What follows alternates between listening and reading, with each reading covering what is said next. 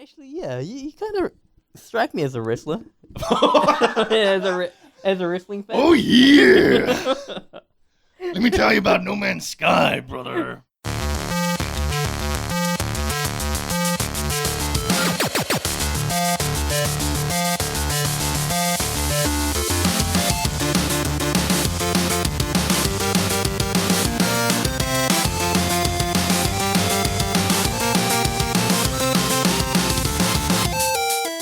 Hey, welcome to Front Seat Gamer, episode 43. I'm Nick. I'm here with Saveun. Hey, Nick.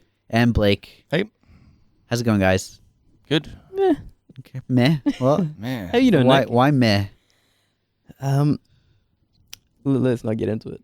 Oh man. Is there a reason? No. Let's turn this into... I don't know. You're the one that Episode feels the way 43 you is do. Therapy Cast. We're starting... How's Saveun doing?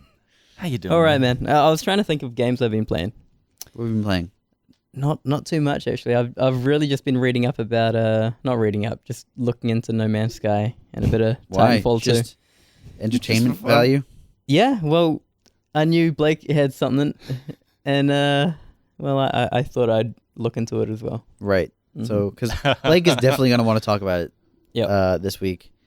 Yeah, so we're going to blow right past that. No. Great. Uh, You have been looking into like what was that? Titanfall 2.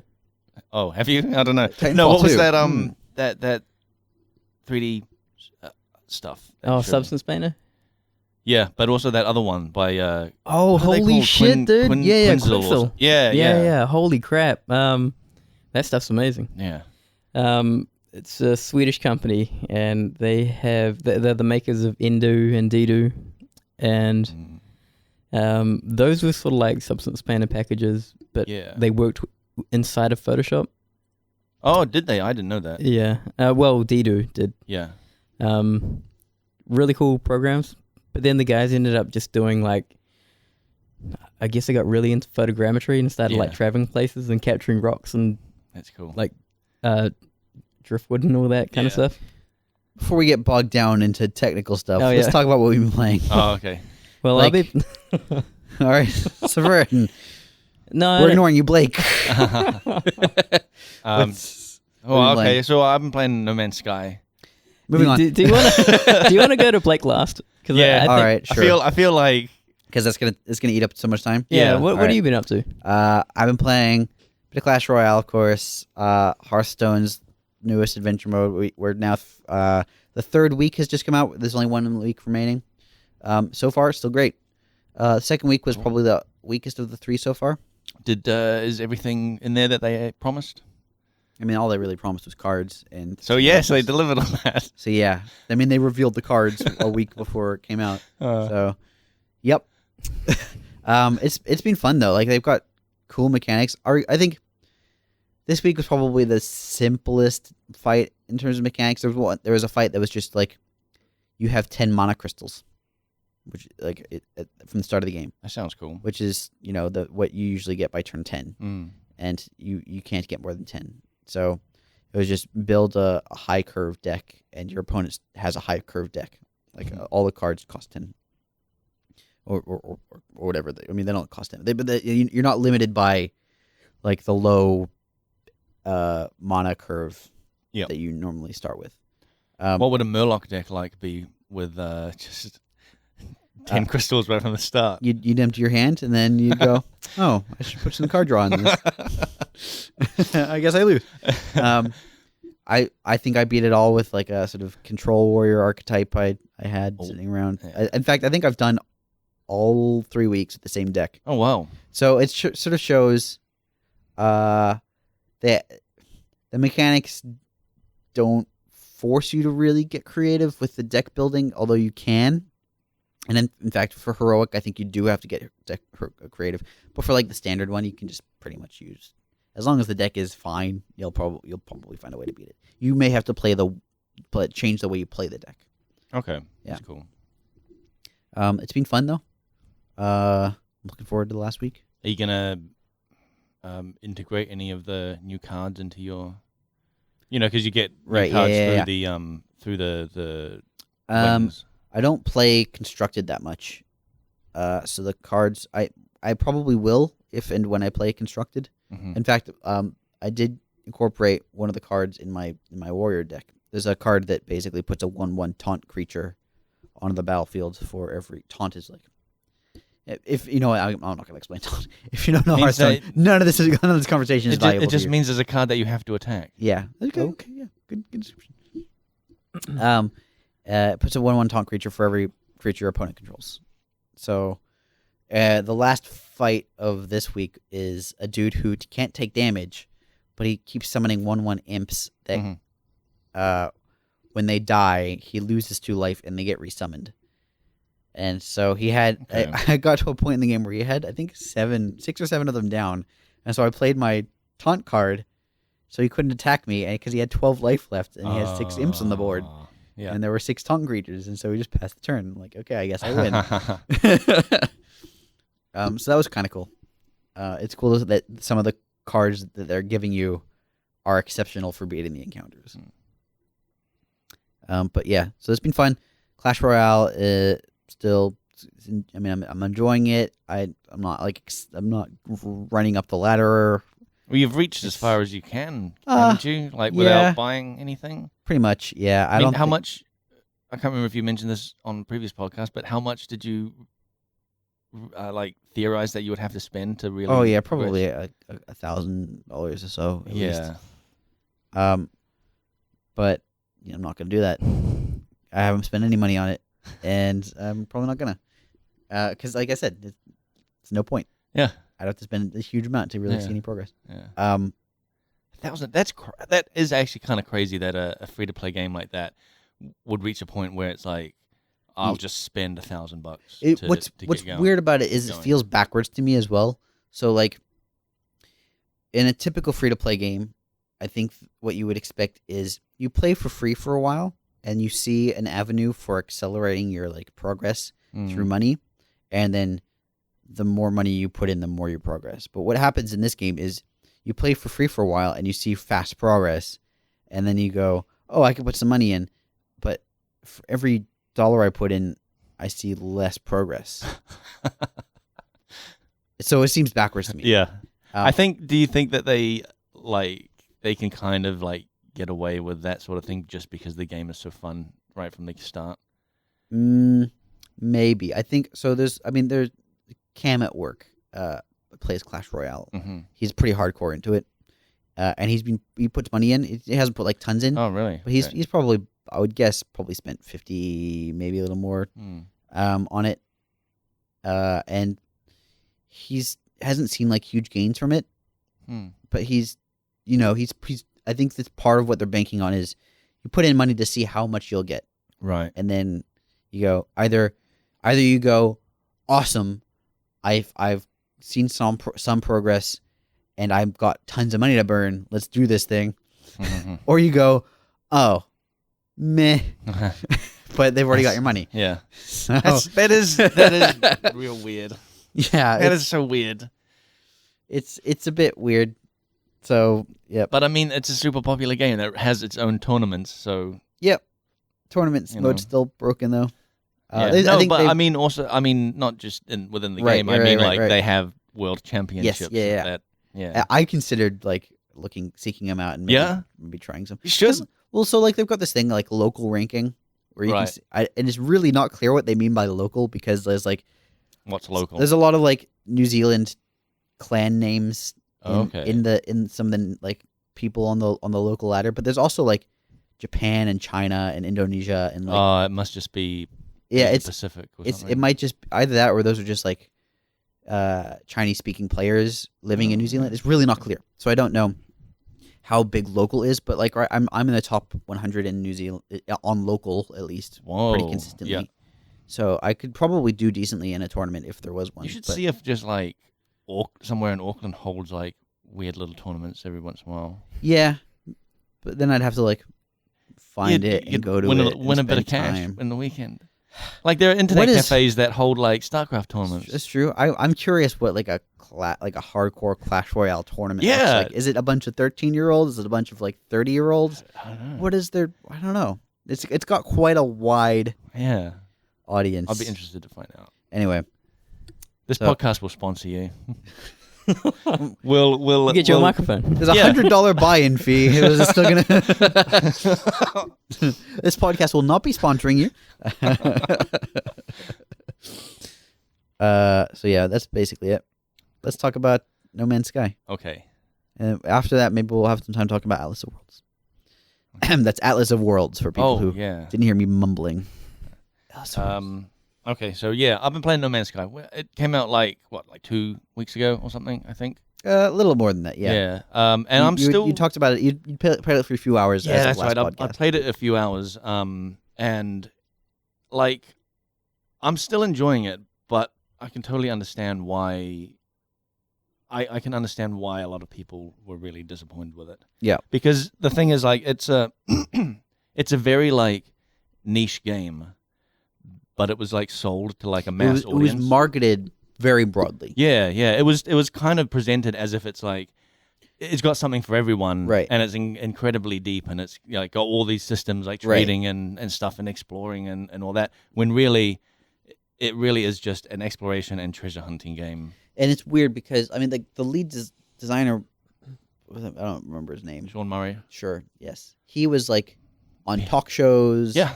Like big talk shows. Like I think he was on Colbert, like the Late Show. Yeah. Like this was as about mainstream as you can possibly get for promoting a game. Yeah.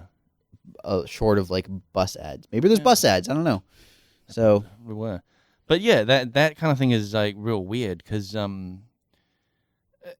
I guess half the hype was like fueled by him just not really saying exactly what to expect. It was like someone would ask him a question like, "Oh, is this in the game?" And he's like, be evasive. "Oh, well, it could be. You know, I mean, no, there's just so many planets. yeah, it's just who knows? Really, Thing we is, don't even know what's really in there. I It's think like, he might be forgetting that he didn't create a universe, like an actual universe. yeah, He created a game. he created a that bunch of has like some planets rules and about that's it. planet generation. Yeah. It's not like you can find a planet where there's like a video game console that you can play and you can play any game on that console. Like Yeah. it's not infinite possibilities in a real sense. But I think it's that thing of because he was there was so many sort of holes in what to expect. People just filled it with their own Yep. like expectations. You Yeah. know, like he'd say, imaginations ran "Oh, wild. there's a trading system where like you can see like trade routes and stuff." Yeah. So that just in people's minds is like, "Oh my God, there's trade routes and there's all these like it kind of like explodes in people's minds thinking how deep this trade system can go when really it's just like some ships going along a line that you shoot at and you might get some resources and there's no like I don't even think it doesn't affect any sort of global trade thing or anything like that. To be fair, he also lied. Yeah, I keep hearing everyone say that he lied, but like what did he lie about? He lied about multiplayer, didn't he?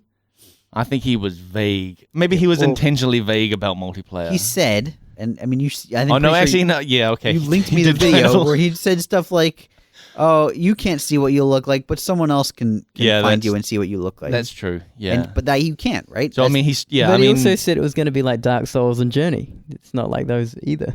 that's true. Yes, it's so weird. Like it started off him saying it would be like Dark Souls or Journey, where you might see someone fade in, fade out, and you know, but then yeah, it ended with him like this is a few years later of just straight up saying that you won't know what you look like until you meet another player and they describe themselves to you. yeah. And then you're like, well, then it's clearly a one-to-one like multiplayer. Everyone's in the same universe, but then everyone's not in the same universe. It's more like Dark Souls. I don't think he maliciously lied. I think he just sort of let the truth get away from him. Yeah, I can. You know? I can understand your comparison to Peter Molyneux. Yeah, I think he's just untrained for the amount of media that this game got, And the thing when is, you're like nervous and you're talking to, you're starstruck. Colbert, You're talking to Stephen Colbert. He asks you if there's multiplayer, and you're not going to go, well, it's multiplayer in a sense. You're going to go, yeah. Yeah, I guess it is hard to. I guess it is kind of hard to like the multiplayer there is it is more of a Dark Souls. It's asynchronous type thing. multiplayer. Yeah, Your things affect other players' games, but you don't like. You don't there's see no them. combat with them. Yeah, there's you no know, it's combat. just so Yeah. It's. I think it just got away from him. I think I mean, people are unhappy justifiably. I think. Yeah. I don't think he did this vindictively to sell copies. I think he just. But I also think that because Sony mess. is their publisher, right? Yeah, Sony, they probably Sony would loved it. Yeah, Just they're say keep talking. Say keep whatever. talking. It doesn't come back to us. Yeah. I don't know. It's kind of a shitty thing to shift the blame to the evil publisher, but I wonder how much of Sony's influence is on this game, right?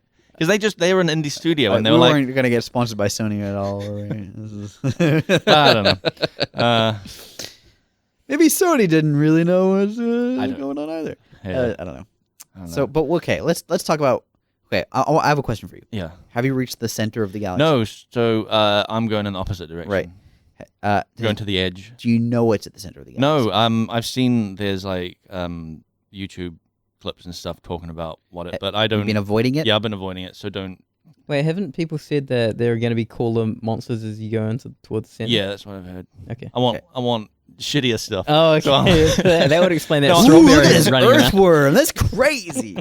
No, but I just everyone's heading to the center, right? I just want to be Oh, you're such a renegade. yeah, dude. That's the thing in video games. Whenever I'm presented with a path, I'll be yeah, but I just want to see what's down this other path first before I go. In Skyrim, you're going in a ruin and you see here's the clearly lit hallway, but here's the dank, dark hallway. I know I'm supposed to go that way, but I'll just check out what's over here. Yeah, because that hallway's dank. Yeah, I'll Where's just you go gonna the go down dank. the dank I'm hallway? going the dank way. That hallway's dank. It's dank. But okay, problem is there's 5 quintillion hallways for you to go down. Right? It's true. So, okay. Let's say you reach the edge. Yeah. What then? Turn around and go. Right. So yeah, Go in a circle. it makes me wonder what the point is. Well, but also, there is no point.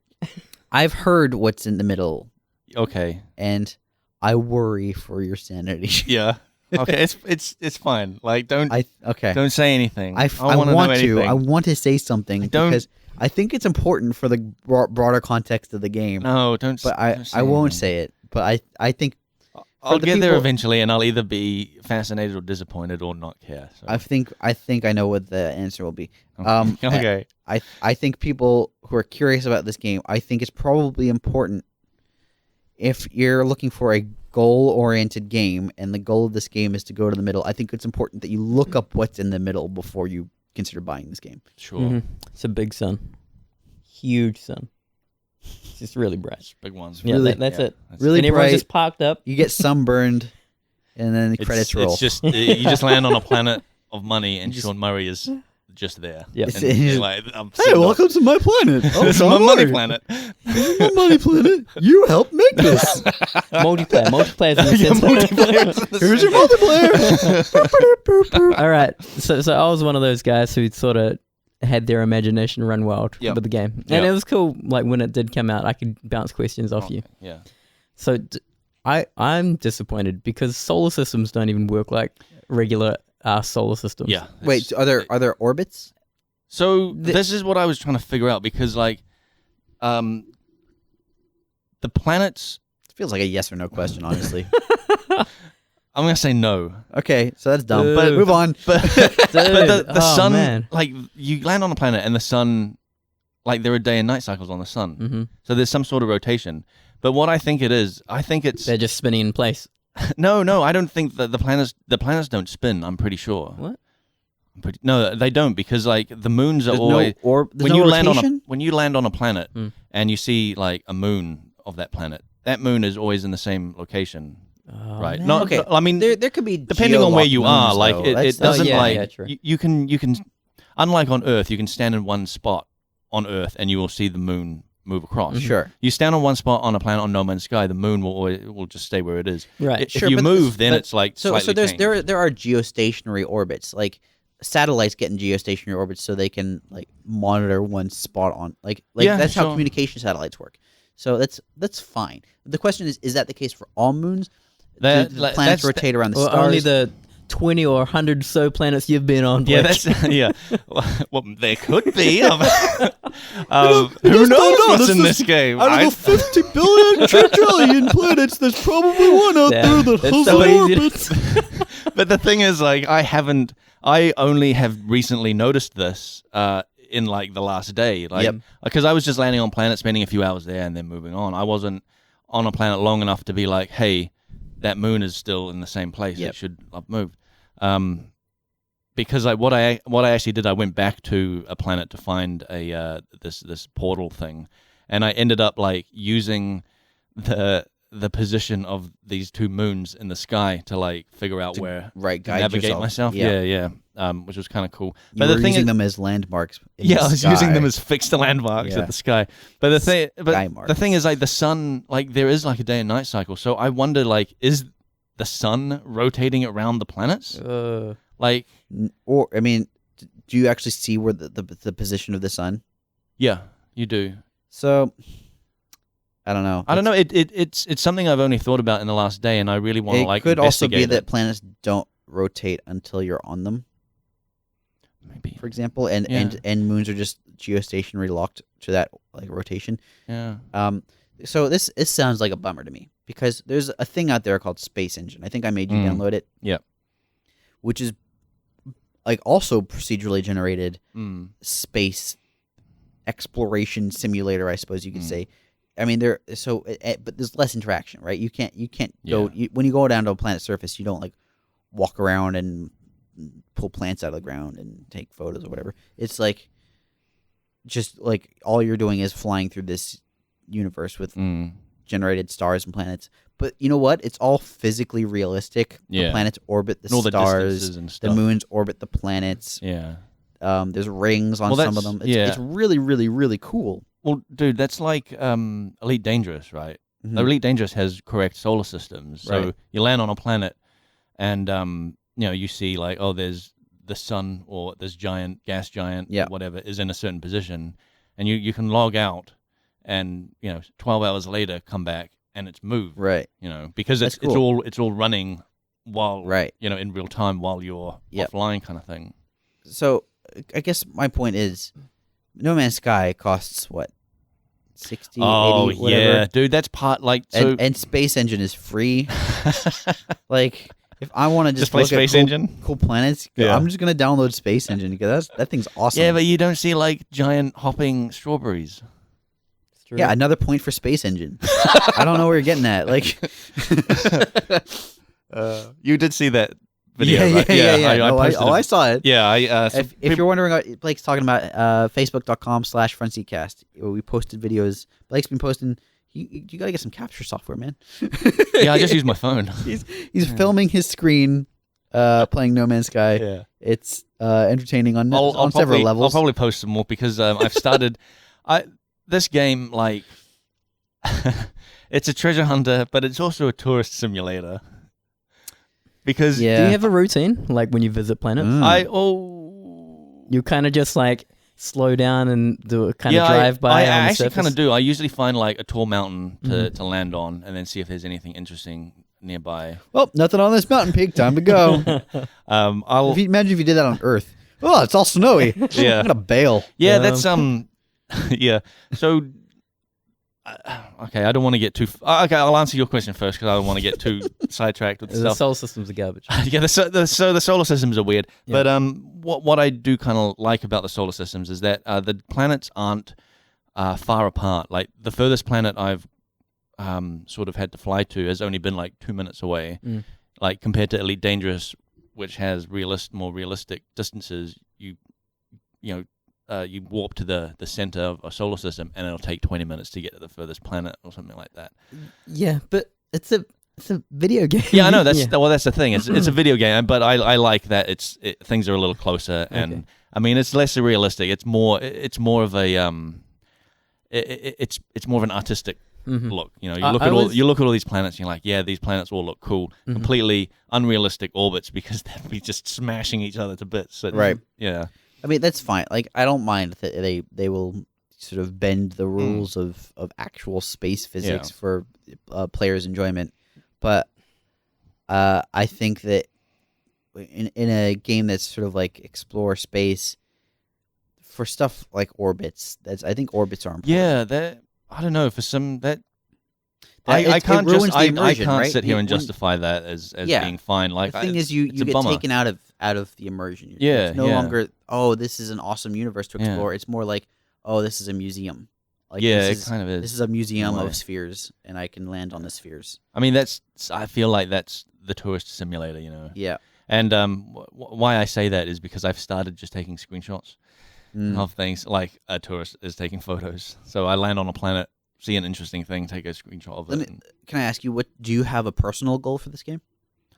At the moment, I want to get to the edge, but why I want to get to the edge? The only reason Talk to about get the to edge YouTube is- band member. Yeah, yeah. You're gonna assassinate him. What? I'm gonna get to the edge, and I'm gonna take him out. Sorry, go on. Yeah. But like, yeah, I at the moment I just want to get to the edge because it's the opposite way of that everybody else is going. But You're such a hipster. This game has the center is way too mainstream for me. So, I had a great metaphor for the whole center thing, but I can't tell you because it spoils it. Oh man, don't I'm not- spoil. I Now I just feel said like I'm not gonna. now's the problem is that I feel like I have to like get to the center just so I can find out what it is. I think you should just look it up. Like, what, Yeah. like honestly, because then here's my thing. Yeah. How long have you been spending trying to go to the outside? How many hours? Well, I haven't really. Okay. I haven't really been like gunning for the outside Sure. yet, but I've spent like 60 hours playing it, and the thing is, I've barely left like my sort of starting sector. You know. So I guess my point is like, imagine the amount of time it will take for you to get to the center, Yeah. and if you don't like it, how bad will you No, feel? but the thing is, like, that is not the point of the game. Like, I'm not playing this game to find out what's in the center. I think that is the point of the game, according to the game. Right? Yeah, but who cares? a lot of people. Yeah, a lot of people. Like, this game is just, like, you just wander around. Like, you set your own goal, and at the moment I want to go to the edge. Yep. And maybe when I get there, I'll turn back and go to the center. Like, or maybe halfway along the way, I'll be like, screw this, I am going to go to the center. And it's just do what you want. Like, Right. Okay. I'm not... My enjoyment of the game isn't hinged on what's at the center. Okay. Or hinged on what's at the edge. My enjoyment of the game is just playing it. Right. Let's talk about a different game that we've been playing. Mhm. I don't know if actually Saveun's been playing it at all. Have you been hanging around on Fridays? No. Drawful? Yeah. Oh no, I haven't been playing Okay. that, but I know about it, Yeah. and it looks fun. So we got Drawful 2 at work. Right. I think this is through Harry. And Harry got it because he came over to my place for dinner one time, and we played Drawful 1. Yeah. That game is awesome, right? Yeah, that game is so good. The game is genius. Let's Yeah. talk about Drawful. Just purely from a design perspective, they have created this sort of platform for player creativity and interactivity that requires minimal effort on their part, which is sort of the beautiful end goal of any good video game, right? Mhm. If you haven't played Drawful, you should go immediately get Drawful and get a bunch of friends and have a party, because it's probably the best party game I've ever played. What do you think about it, Blake? I like it. I mean, Thank yeah, like, Hold on, wait a minute. It's I know great. what Like- happens on Fridays, man. It's some whiskey. yeah. Yeah. There's a lot of whiskey. There's a lot of. It's also a game that gets better the drunker you are, I think. Yeah, it Okay. kind of does. Yeah, And if there's someone in the group who's really, really, really, really drunk, yeah. it gets even better, because you can tell who they are, because all of their answers are misspelled, all of their drawings are bad. It's amazing. The one thing I wonder about that game that I realized last time we played it was that when everyone's guessing Yep. what the when everyone's submitted their their weird So answers. let me explain Yeah. before we do this. Drawful, the basic idea is you are given a phrase or a clue or a series of words or a name or something to draw. And in Drawful 2, you have 2 colors to draw it with, and you have like maybe a minute and a half to draw the phrase or clue or whatever. For example, it can be like 3 hairs on a cat. Yeah. And you have to draw 3 hairs on a cat. I had gopher cake.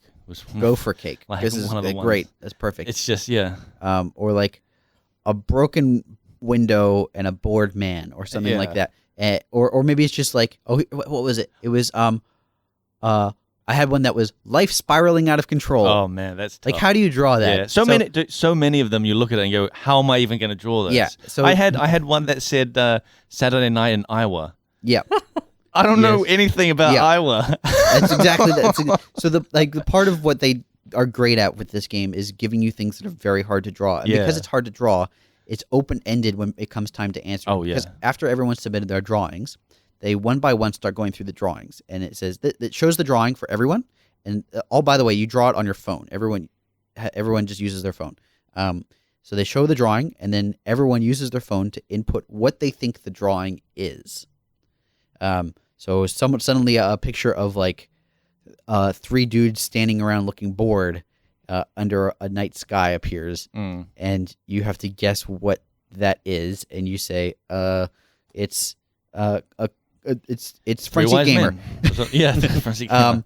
And then like everyone else puts their answers in, and then it shows all of the answers next to the picture, and you have to figure out what the correct one is. And because it's all open-ended, because people are trying to, once you understand what the game is, you are trying to get people to, you're trying to convince them that your answer is the correct one. And so after all these answers appear, you pick which one you think is the correct answer. If you picked the wrong answer, the person who submitted the answer gets points. If you picked the right answer, you get points, and so does the person who drew the pictures. You're incentivized to draw it well, you're incentivized to guess the answer well, and you're also incentivized to give an answer that other people would guess. So there's all these conflicts like tugging at player desires in interesting ways. You can also get points by just submitting an answer that is funny or ridiculous, because you then everyone then like votes or like you have that tick thing. So there's also a secondary sort of objective, which is get the most likes. And they don't really score it in the same way. No, they don't. It's just at the end you're like, oh, you got the most likes. Yeah, it's sort of the consolation prize. You were funny throughout the game. Congratulations. But so it's a really clever game.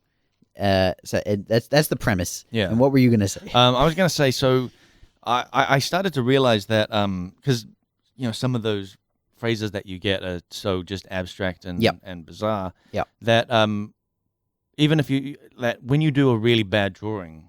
Yep. And you see when all the answers come up, and you see ones that are just like, what the fuck is this? Blah, blah, blah, whatever. And then you see one that stands out as being completely different to the others, which is the actual answer because you've drawn so badly.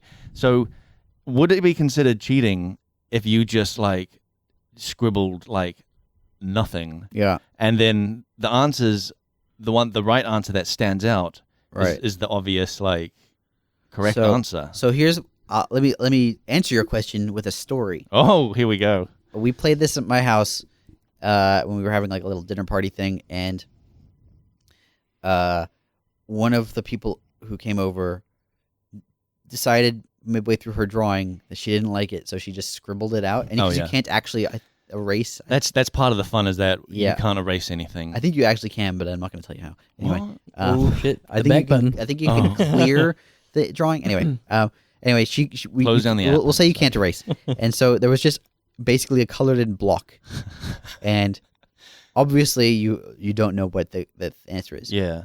So the correct game at that point is give an answer that sounds like the answer they would like. Sounds like any answer they could give. Oh right, yeah.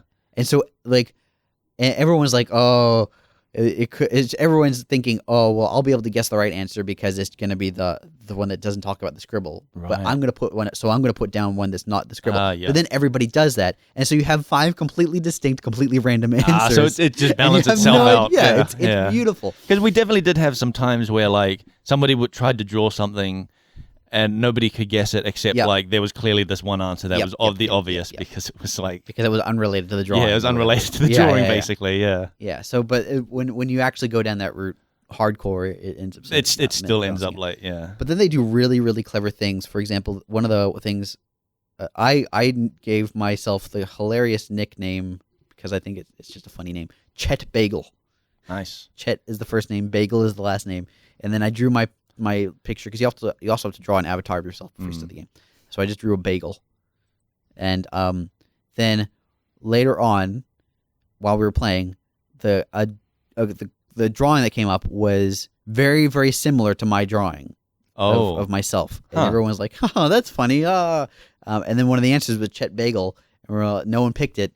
Because because you obviously someone was like, "Haha, I'm gonna draw this connection here." That was the correct answer. How the game pulls as one of the possible answers a player's name. That's amazing, right? So it's very clever, and I haven't seen it actually amazing. Yeah. It's really, this game is so clever. If you haven't got or played Drawful, go get Drawful. It's really really good. There were times where like I did not choose what ended up being the correct answer because I didn't think the words that were in the correct answer were in the game's vocabulary. Right. You said something about it. I remember yesterday.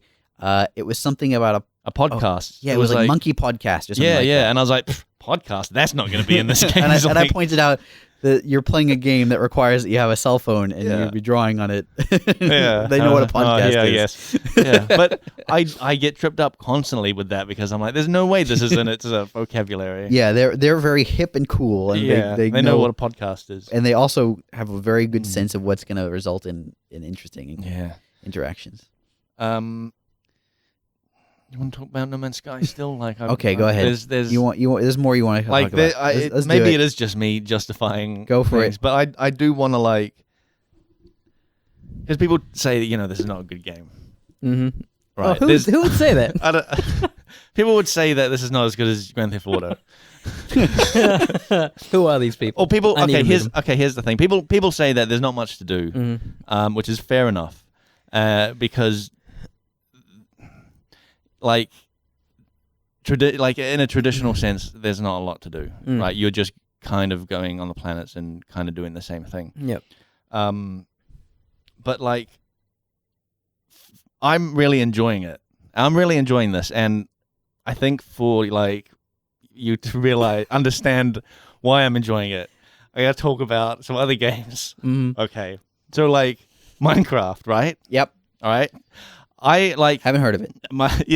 So Sorry, go on. Okay, so when I play Minecraft, once I've set up my building and stuff, I'm not interested in building the Starship Enterprise or building King's Landing or whatever for Game of Thrones. What I like to do and what I look forward to doing throughout the few hours it takes me to get to that point is making a map or making several maps and then just going around mapping out the area around me and just exploring stuff, even though I realize it's all the same, really. You can say the No Man's Sky planets are kind of all the same in the same way that a Minecraft server is all the same.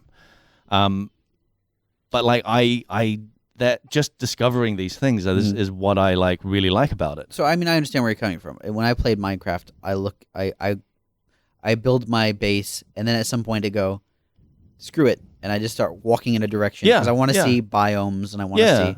But the thing is, crazy cliffs and weird mountains. And so you could say, what's the point of doing that? The point of I totally get the point of that. But then I do that for a couple hours. Yeah, not 60 hours. And then I go, but what if I told you you could then leave that Minecraft planet and go to another planet that has completely different biomes? No, totally. And I animals get that. and things. So that it's key.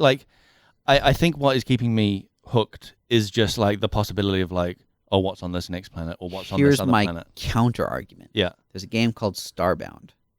Have you played Starbound? Yeah, I've played Starbound. So I played Starbound as well. I think it was in an alpha or beta. So I played it when it was in beta. So it was arguably not feature complete or whatever. And it still had a lot of interesting stuff. It's probably a lot of cool stuff in that game. But here's my problem with that game is the way that game operates. You have to get resources on your planets locally to sort of make it to the next galaxy, I guess, or whatever the next star quadrant system, or something like that. Yeah. And to get the resources, you have to like build buildings on the planets to upgrade tools, et cetera, and then you fight bosses, and then you go to the next thing. So you're basically creating a base that you then abandon. Yeah. I hate that. Yeah. And I feel like at that point, it doesn't really matter what I do. I'm going to do the bare minimum to get to the next stage because there's no permanence. Yeah. That's I felt the same playing Starbound. Like I would build a base and then realize like, why am I even doing this? Because I'm just going to move on to the next planet and gather the next resources or whatever I need. And at the time, like I think they might have changed it now, but at the time in beta, you couldn't upgrade your ship, which to me is the thing that is your base. Right. Right.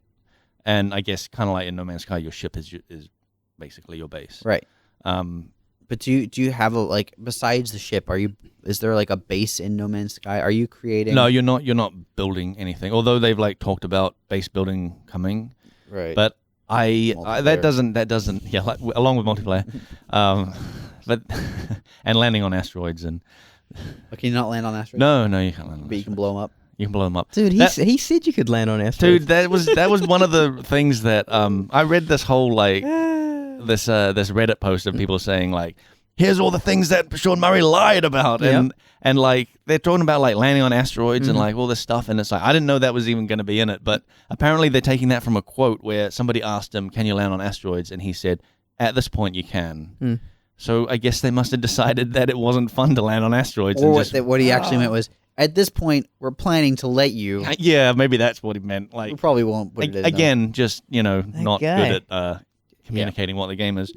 Wait, what were we talking about? Starbound and base building. No, there's the fact that there's no permanence. Yeah, like, what I like about Minecraft is you create a base and you can go back to it. And you can go back to it. But on top of that, like when I stop enjoying Minecraft is actually when I go looking for the biomes, and I get too far away from my base, and I go, ooh, I either have to like die and then like respawn and lose all my stuff. I know, I like that. That's the thing. I liked really going far out and sure. I mean, that was the whole.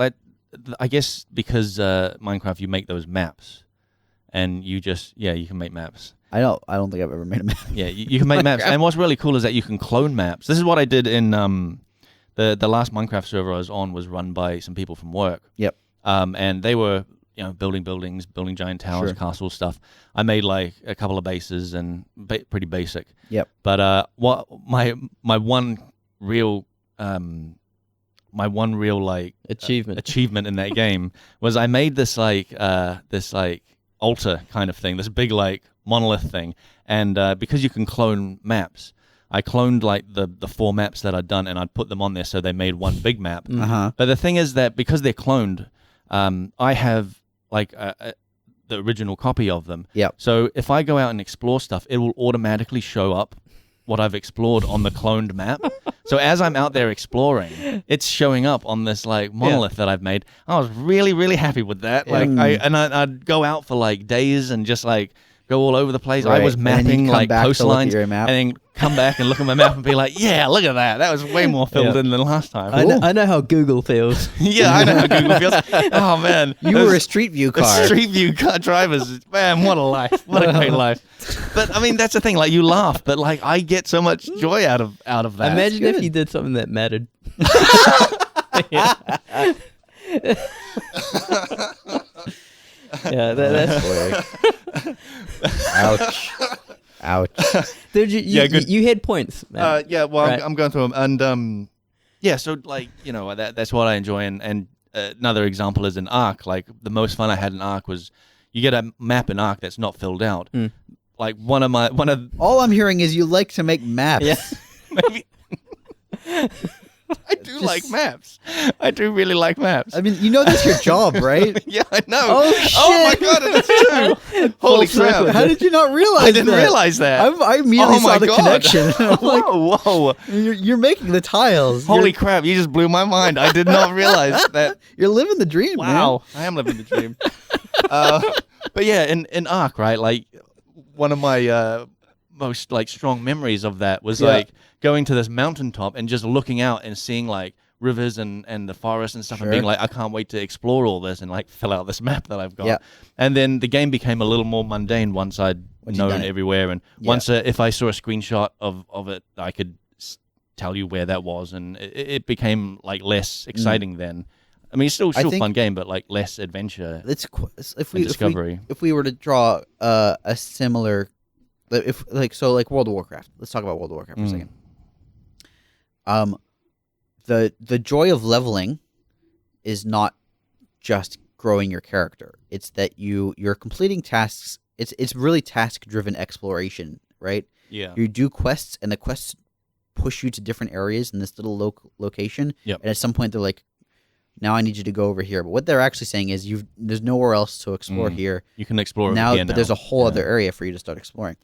And when you hit the level cap, and you're basically able to go wherever, and you're no longer flying mounts, I think, were the worst thing that has ever happened to World of Warcraft. Yep. Because it removed incremental exploration from that game entirely. You were just moving from point A to point B and not caring about what was in between, not seeing anything. It that will was in also between. you're no longer quests were no longer important. Quests were a great guide for helping you explore the world, and the world is World of Warcraft's strongest element is the world. The world is really well fleshed out. There's all these little hidden details. I remember you'd go to the Badlands, and there was a little on top of one of the mountains. You could find a little stairway down that had a little Conan the Barbarian reference in it and that stuff. was great. There's all these little Easter eggs. It's just a beautifully well fleshed out world. And when you're looking at it from a flying mount, you miss all of that detail, and you don't care because you're not driven to explore it. So exploration is so important for some of these games. But I think you need to be guided through, at least for I think myself, I need to be guided through the exploration. Maybe that is I guess that's definitely a major thing with No Man's Sky is that, it gives you the goal to get to the center, but it doesn't sort of give you anything along the way. There's no incentive. Yeah, there's no There's no reason. There's no trail of breadcrumbs to follow. Yeah. There's this path that there's actually there's the way the path of the center, but then there's also this Atlas path. Yeah.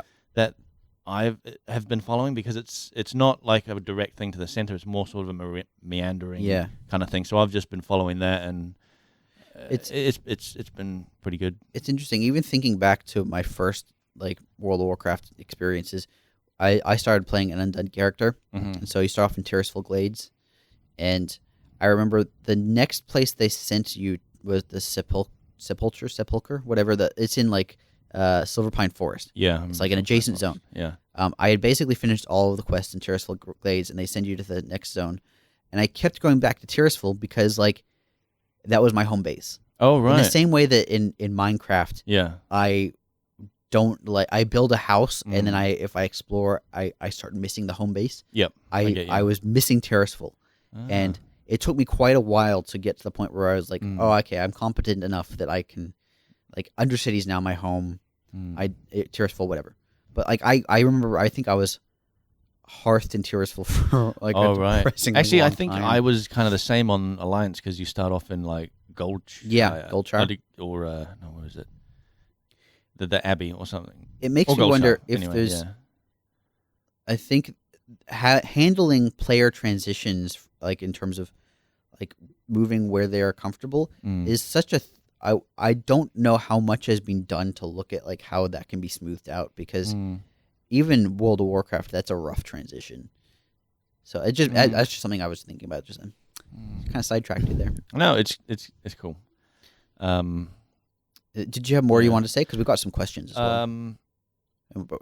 I guess there was a couple of things that I just wanted to mention that I thought would allow me to enjoy the game more. Is that I want to because this is supposed to be a galaxy to explore, right? An unexplored galaxy, except there's NPC aliens all over the place.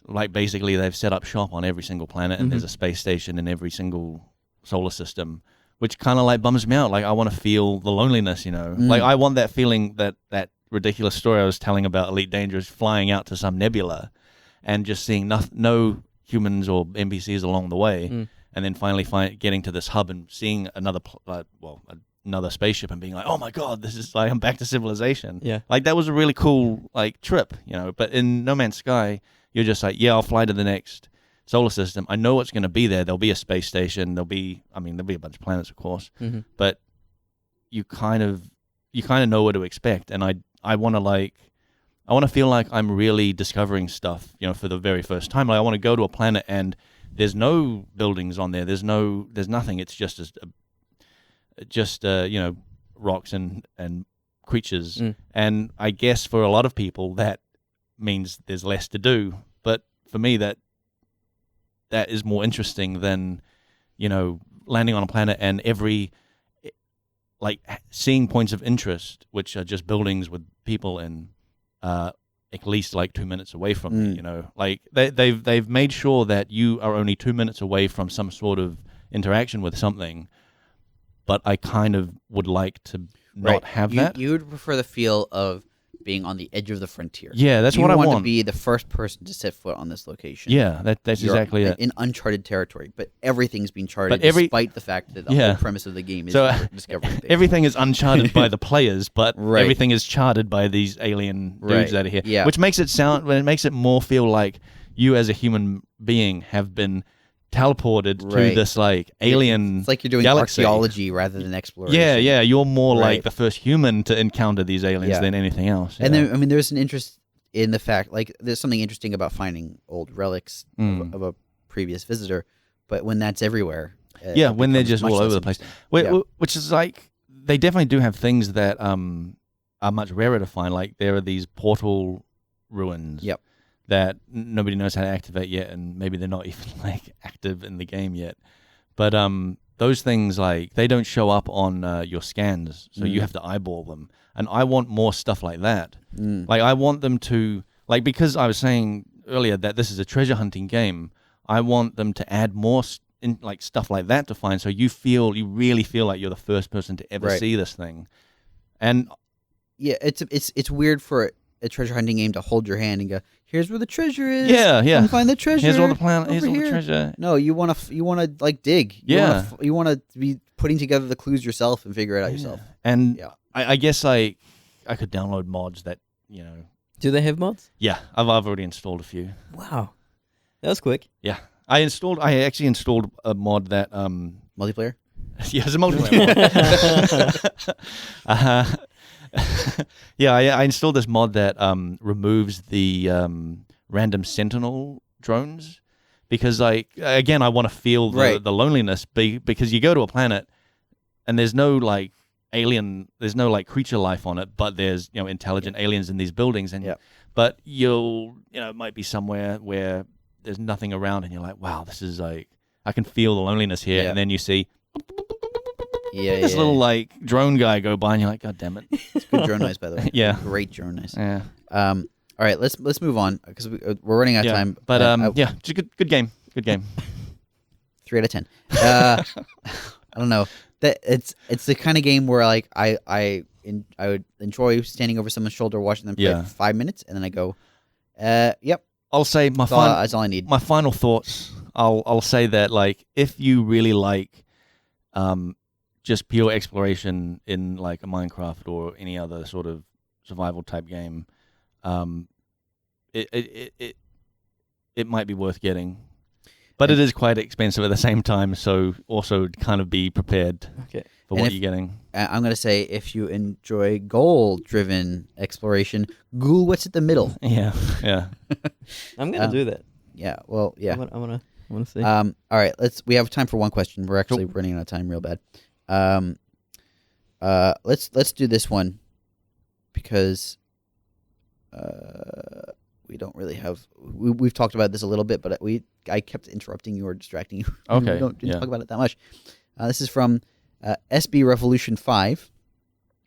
What are the staff's thoughts on Overwatch, particularly from a game design standpoint? All right. I think when he says the staff, he means people at GGG in general. But I can talk about a few people who I know Mike, who is one of our server admins, plays it and loves it. He's a monster at that game. Is he really good? Yeah. You've seen him play? I've played with him, and it's like if he's on an opposite team and I see him, I'm dead. Shit. What classes does he play? Who does he play? Hanzo, I think. Who's the guy with the arrow? Bow and arrow? Yeah. Hanzo? Which is like a tough character to play. Yeah. He's a mid-ranged sniper. Yeah, but like if you see someone that's playing that well, he looks so overpowered. You're just like, these arrows, they must be heat-seeking or something because nobody's ever missing. What do you play? I like Farah. Okay. She's the rocket. Yeah, she's a flying rocket, which is cool because I like being above people and shooting down. But also, like, I have real bad like aiming, and the rockets have like a splash damage, which I quite like. But I also feel that's a character who emphasizes how bad you are at aiming because there's a delay between the rockets. You have to actually lead the rockets. I'm fine with that. Like, it's more precision aiming. Like, it's more sniping that I'm terrible at. Okay. Like, like every sort of game like this, I really want to play a sniper, but I'm just so garbage at playing a sniper. It's like I'm not doing anyone any favors on this team. I used to be an amazing sniper in GoldenEye. Really? In GoldenEye? And then I don't know what happened. Doesn't the sniper rifle move around a lot in that? Like, isn't that? I'm sure it does. I don't remember. It's been a while. It's been about 20 years. Yeah, I guess it has. We had a fantastic slap match of GoldenEye like not too long ago. It's fun.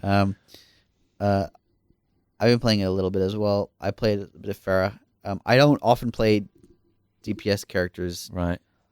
Because everyone else seems to play them, and then it's like your team has no tank or healer or support or builder, and there's only one slot left, so you got to choose. You got to be at least one of those. So I usually end up playing like support or tank, but so I like Zarya. Zarya is quite an interesting character. She, for the people who don't play Overwatch, she is like a hybrid tank support. She's interesting because you have to focus on your team's position relative to the combat as well as enemies, because you want to put shields on your allies and then blow up dudes with your big energy balls. Yeah. And then I also play like Zenyatta and some of the other supports. Zenyatta's a Ninja Star guy, right? He shoots orbs. Oh, right. He's the he's the monk. He's the monk. Yes. Yeah. He's the like half healer, half damage dealer kind of support. You get one of those like Discord orbs on you. You're dead. Yeah. So so in terms of, let's talk about the game design side of things. When you're playing that game, Blake, do you ever feel like you've done badly? Oh, constantly. No, at the end of a match, are you ever like, oh god, I'm so disappointed in myself? Let me think. Well, I don't play with like random people online. I did feel like that when I was in the beta of it, and I would play online with people. Have you ever finished a match and not had a medal? I don't know. I don't think so. Yeah. Exactly. What's going on here, Nick? So Blizzard is very, very, very good at making their players feel well rewarded. Mm-hmm. And one of the things they do is they look for ways to call out player achievements. And so right now I think there's like 5 or 6 different categories you can get medals in. It's like damage dealt, kills, healing, something else. There's a whole bunch of different things. Oh, like time spent on the objective kills. These are all different things, and they rank them, and they'll give you medals. And they give you there's like gold, silver, or bronze. So you can be in the top 3 in 6 categories or something like that. And there's only 6 players on the team, so it's very, very, very, very hard to not get a medal. But it's you kind of don't realize it. That it's hard to not get a medal. You're just like, oh dang, I did so good, I got a bronze. Yes. But it is brilliant because they don't show kill death ratios. Yeah. They don't show anything that would make you feel. Are there ways to find out? Bad. You can see your own kill death ratio. Okay. Because you can see how many kills you've gotten and how many. You know how many deaths you've had. You don't see anything else. Yeah. You don't see anybody other. You're not straight up comparing yourself. There's no like press hold tab and there's a leaderboard like in COD or whatever. Yeah. Oh, and on top of that, almost any action you perform that in any way benefits the team results in like some mini message popping up with a number next to it. I think that's experience. I'm not positive. I haven't looked it up, but it's just like a constant flow of rewards throughout even the middle of matches. So in terms of like designing player feel good moments, they've done an exceptional job. What they haven't done very well is like figuring out play of the match still. Yeah, that's true. Oftentimes, it seems like they put high weighting on people using their like ultimate ability, and a high weighting on getting a lot of kills. So, for example, if you're playing a Bastion is a character that just gets kills because it relies on player stupidity more than anything else. So if a Bastion goes tank, or if a Bastion sort of just finds a good location and gets a couple kills, they often get play of the match. Or if a Junkrat is a defensive character who blows things up. If a Junkrat uses his ult and gets a kill, pretty good chance it's going to be play of the match. Have you ever seen a play of the match go to like a heal? Any heals? No, that's I've seen it go to. Actually, no, I think I've seen a play of the match where a healer did a bunch of healing. The team died. They revived the entire team and did more healing. I think I haven't seen it, but I've heard of like a Mercy doing a team heal, like a team res. Team reses seem to be worthy. You don't really see a lot of support play of the matches. You also don't seem to see a lot of tank play of the matches where they like protect the team really well because it's not visually interesting, and that's a bit bad, I think. Well, when you get when you see a play of the match that is a turret, that the dude is just repairing. Sucks. And like, yeah, you repaired that turret real good, and it got a bunch of kills for you. Awesome. Well done. Play of the match. You hit your ult, and the turret did all the work. Yeah. Good job. So the play of the match thing is a bit janky and definitely skews towards like the flashy, killy types of characters. I wish they would find ways to call out interesting support plays because there are when you're playing a support, you do a lot of interesting things, and a lot of the times they are visual. It's just that I guess in the background, it's hard to track that. Yeah, it's hard to say, oh, he just kept 3 people alive. You know, that was a clutch movement boost you did there. Like it's hard to call that out. But like in terms of like designing rewards. And also they've done a great job from an art perspective of making characters look distinct. TF2 also did a great job of this, but they've got like half as many characters to do this for, maybe even less than that. So the fact that you can from a distance tell who is what, especially when there's so many skins, is very impressive. Yeah. What about like match types? Like, would you want to see more than just like the payload or the capture the point type? Oh yeah, thing? sure. I mean, variety is the spice of life. Yeah. But dude, have you seen the Titanfall 2 stuff? No. Oh, so you were saying before that you've been looking into this. Like, all right, so I'm going to give you 5 minutes, and then we got to call this podcast over. Tell me about TF2. It's a Titanfall 2. Oh shit. TF2. It's a currency thing. They'll put value on grunts and players, and so as you get a kill, you're rewarded with that value, and then you have to go back to base and deposit this. Okay. And you pretty much have to like if you have a large amount of money and someone takes you down, then you're only going to get half that back. Oh, okay. Did they get the money? Hang on. Maybe this is Dota. Oh yeah. Yeah, Okay. You get money for doing stuff, and if you die, you lose a large portion of the money. Well, at the end of the game, you just measure like the amount of money in each of the teams' bases, okay, and then the winner is the one with the most. Okay, that's kind of cool. So the objective is strictly to accumulate money. Yeah, so everyone's going after these grunts, right? You know, and then everyone's grunts, together in like those areas. Creeps in Dota, yeah, Right. Exactly. Yeah. You know, this is yes, yeah. You're exactly right. They are creeps, basically. Yeah, but dude, fantastic. Yeah, isn't that cool? It is. It's pretty cool. Yeah, it is also a 15-year-old game archetype. So it was cool in that mod. That hey, but they're huge Titans, guys. Yeah, any cool... and multiplayer. Oh, well, they're promising they say multiplayer. That. They say there's multiplayer. All right, yeah. You don't really know what you look like. So, will players be able to see me in a Titan? Well, they could. It's a big map.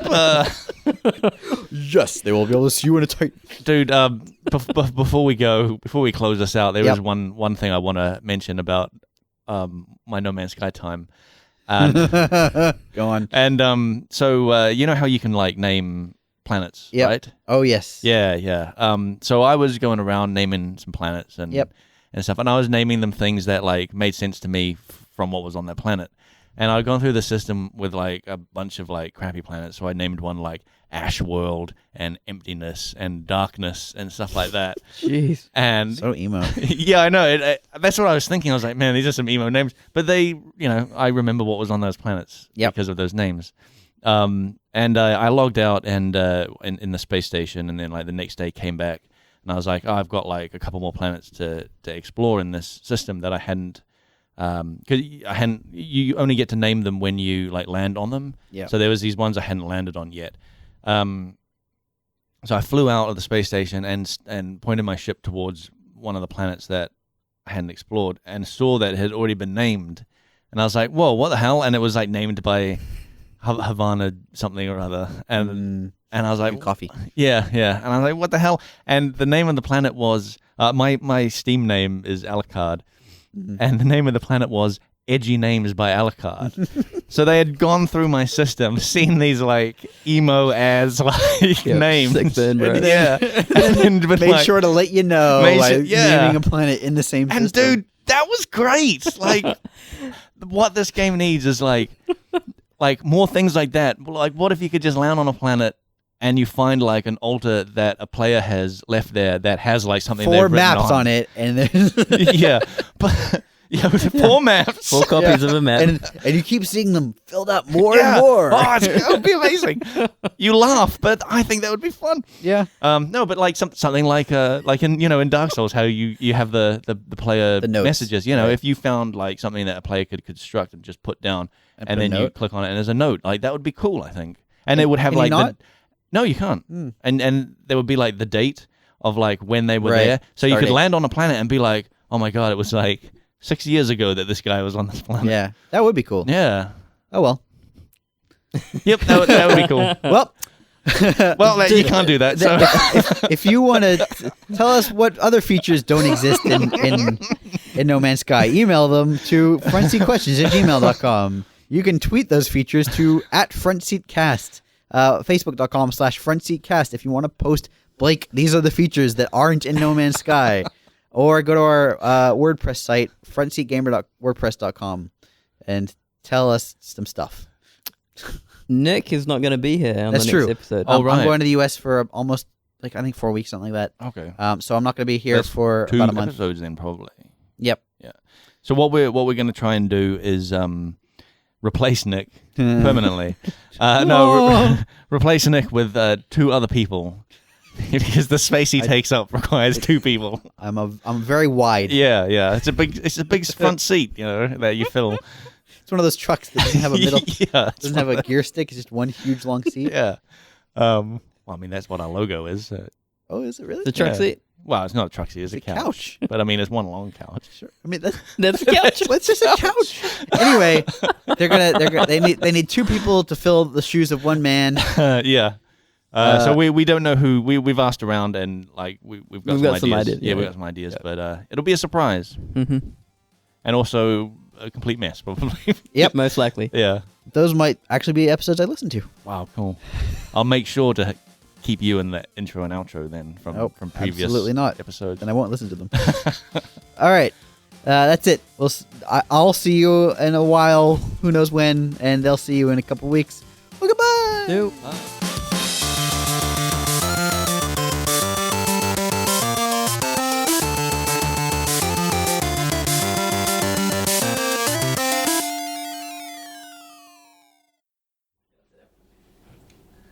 Man, I had a metaphor I was working on for No Man's Sky that I didn't quite get to mention. It's a mile wide, and it was you go in the opposite direction. Yeah, I was gonna try and compare No Man's Sky to a giant box of spiders.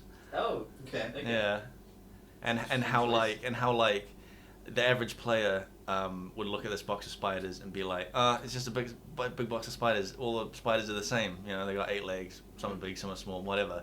But then, like, a spider scientist. Oh, come on, man. Jesus. You said a box of rocks. Why spiders? Because they're funny. a spider scientist will look at all these like spiders, all these No Man's Sky planets, and see all the differences. An arachnologist. An arachnologist.